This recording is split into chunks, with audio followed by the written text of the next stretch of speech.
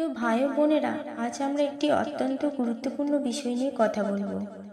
অনেকে বলছেন যে 2025 সালে 24শে সেপ্টেম্বর র্যাপচার হবে, কিন্তু সত্যি কি বাইবেল সেই নির্দিষ্ট তারিখ নিয়ে কিছু বলে?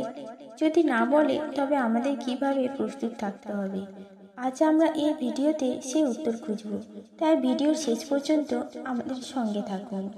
প্রথমে আমরা বুঝি র্যাপচার মানে কি। বাইবেলে লেখা আছে প্রভু নিজেই স্বর্গ থেকে অবতরণ করবেন এবং আমরা যারা জীবিত আছি তাদের মেঘের মধ্যে তুলে নেওয়া হবে।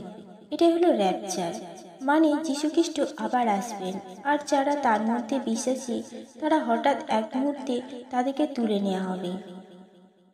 অনেকে বাইবেলের ভবিষ্যৎবাণী, জ্যোতির্বিদ্যা, মহাজাগতিক ঘটনা কিংবা রাজনৈতিক পরিস্থিতি দেখে বলছেন র্যাপচার ওই দিনই হবে।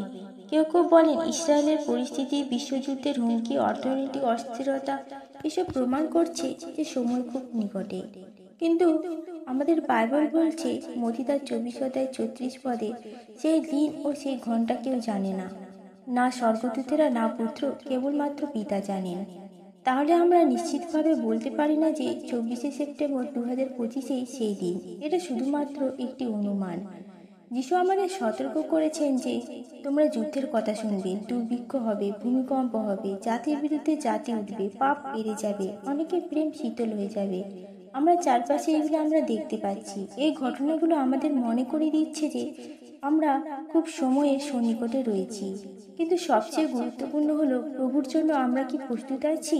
প্রস্তুত থাকার মানে কি? প্রস্তুত থাকার এটাই অর্থ হলো প্রতিদিন ঈশ্বরের সঙ্গে সম্পর্ক গড়ে তোলা, প্রার্থনায় জীবন কাটানো, তার পবিত্রতায় চলা এবং যিশুর মহিমার সাক্ষী হয়ে অন্যদের কাছে সুসমাচার ছড়িয়ে দেওয়া।